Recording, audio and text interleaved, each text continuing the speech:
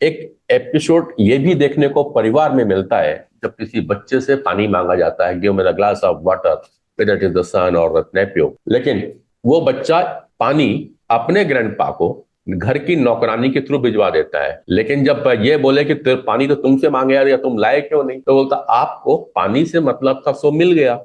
किससे, किसने दिया, इससे क्या लेना देना। एक ये भी परिवार के अंदर में देखने को मिलता है। ये चेंजेस जो है वो कैसे हो रहे हैं, इस पे बात करेंगे हम स्वाति बिष्ट जी के साथ में। Swati ji, welcome to the forum. नमस्कार। अभी तक जो मैंने आपका डिस्कशन सुना, जो यूथ के साथ इश्यूज आ रहे हैं आज की डेट में, क्योंकि मैं दोनों जगह रही हूँ, अर्बन सिटी में भी रही हूँ दिल्ली में, और मैं हरियाणा के रेवाड़ी क्षेत्र जो एक मीरपुर गांव में एक यूनिवर्सिटी है उधर रही हूँ। तो दोनों जगह मैंने एक अंतर देखा। आप देखेंगे जब मीरपुर यूनिवर्सिटी में, इंदिरा गांधी यूनिवर्सिटी में आप देखते हैं पीजी लेवल पे आपको कई स्टूडेंट ऐसे मिलेंगे जो मैरिड। वो चीज आप जब दिल्ली यूनिवर्सिटी में जाते हैं या अर्बन सेंटर में जाते हैं आपको मैरिड नहीं मिलेगी। तो मेरा यहाँ पे जो पॉइंट है, फोकस जो मैं करना चाह रही हूँ, अभी तक हमने करियर करियर पे किया, लेकिन आप देखना आजकल जो लेट मैरिजेस हो रही हैं, कहीं ना कहीं जो है लेट मैरिजेस और ये लाइवलीहुड का इशू, करियर का इशू जो है, it brings lot of disturbance. मुझे लगता है ये वाले इश्यूज कई बार एड्रेस नहीं होते। और मैं ये इशू स्पेशली इसलिए एड्रेस कर रही हूँ क्योंकि यूनिवर्सिटी में मैं हर साल कोई ना कोई रिलेशनशिप से रिलेटेड सुसाइड अटेम्प्ट या सुसाइड देख रही हूँ लगातार। तो ये एक ऐसा इशू है जिस इस इशू पे ना यूनिवर्सिटी बात कर रही है, ना पेरेंट्स बात कर रहे हैं। वो बच्चा और वो बच्चा जो उसका खास दोस्त आपस में जूझ रहे हैं, आपस में जूझ रहे हैं, और ऑल ऑफ ए सडन कई बार ऐसा एक सिचुएशन आता है जब वो सुसाइड करता है। मैंने अभी रिसेंटली केस देखा था, वैसे मैं ऑलमोस्ट हर साल ही देख रही हूँ, जहाँ पे mother, she was a teacher, primary teacher थी।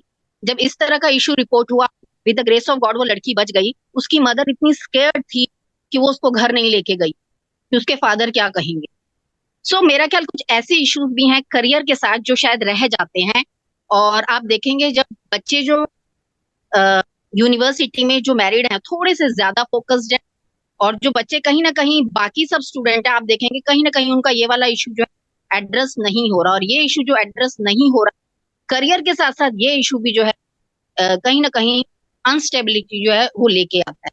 तो इन इश्यूज पे भी थोड़ा सा मुझे लगता है गौर करने की जरूरत है। चाहे पेरेंट्स हो, उनको भी, पेरेंट्स केवल करियर पे बात कर रहे हैं पर इन जो इश्यूज को है वो टच नहीं करते। तो मुझे लगता है कई बार जो पेरेंट्स इतने स्ट्रिक्ट है, यहाँ जो कम्युनिकेशन है वो जरूर होना चाहिए।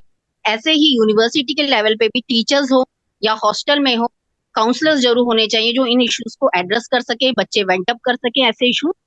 थैंक यू स्वाति जी, आपने का अच्छा पॉइंट रेज किया, और कहीं ना कहीं इस पे चर्चा होने लगी है कि जो ये लेट मैरिजेस हैं, इसकी वजह से बहुत सारे इशू आ रहे हैं। ये तो एक मेंटल इशू की बात हुई। अभी जब हेल्थ प्रैक्टिशनरों से बात की जाती है, डॉक्टरों से बात की जाती है, तो वो भी कह रहे हैं कि जो बहुत सारे डिसीजेस आ रहे हैं वो भी कहीं ना कहीं लेट मैरिजेस की वजह से हो रही हैं। चाहे वो ओबिसिटी को लेके बात कर लें, चाहे वो इनफर्टिलिटी को लेके बात करते हैं, फाइब्राइड्स को लेके फीमेल में बात करते हैं, सारी चीजें हैं। तो ये है, लेकिन कैरियर तो कहीं ना कहीं आड़े आ ही रहा है ना। आज बच्चा जब बड़ा होता है या एडोलसेंस की एज पे आता है, टीनेज रहता है, इन द एज ऑफ 12-13 की एज पे, तब से ही उसको कैरियर की ओर फोकस किया जाता है।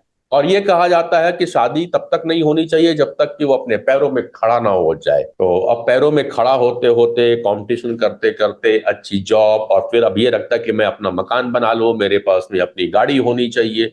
ये करते करते ऑलमोस्ट 35 की एज पहुंच जाती है, तो लेट मैरिज तो होगी। क्या चेंजेस होने चाहिए?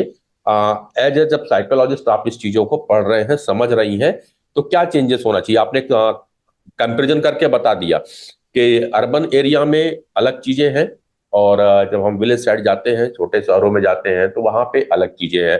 जहाँ पे यूनिवर्सिटी में वे लोग आ रहे हैं जिनकी शादी हो चुकी है, और दिल्ली जैसे मेट्रो सिटी में जब हम आते हैं तो वहां देखते हैं कि लोग अभी 35 के भी शादी नहीं किए रहते हैं।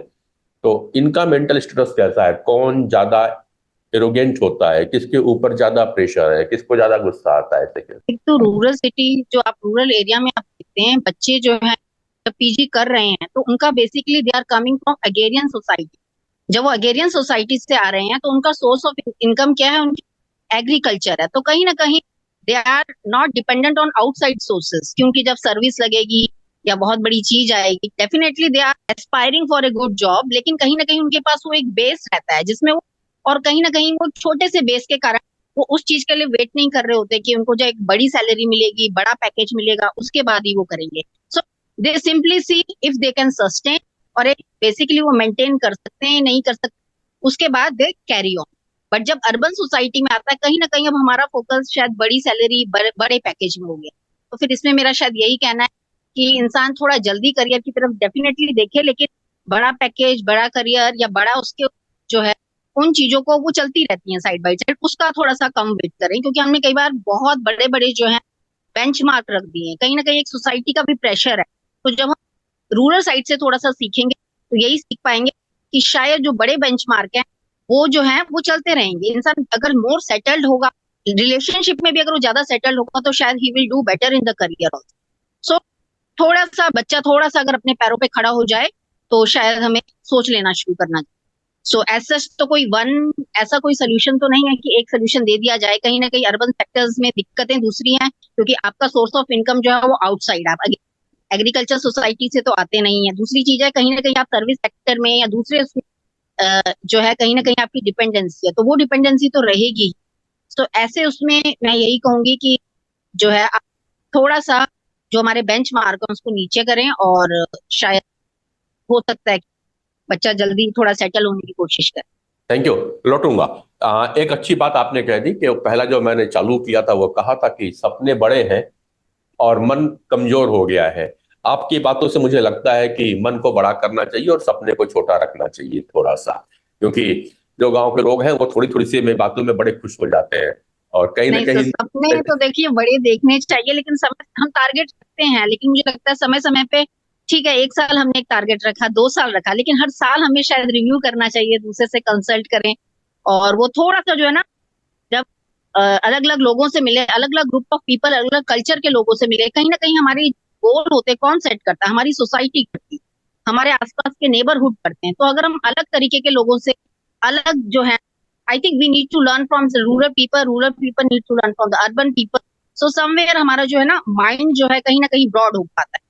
तो कहीं ना कहीं अदरवाइज हम स्टक रहते हैं उन्हीं गोल्स।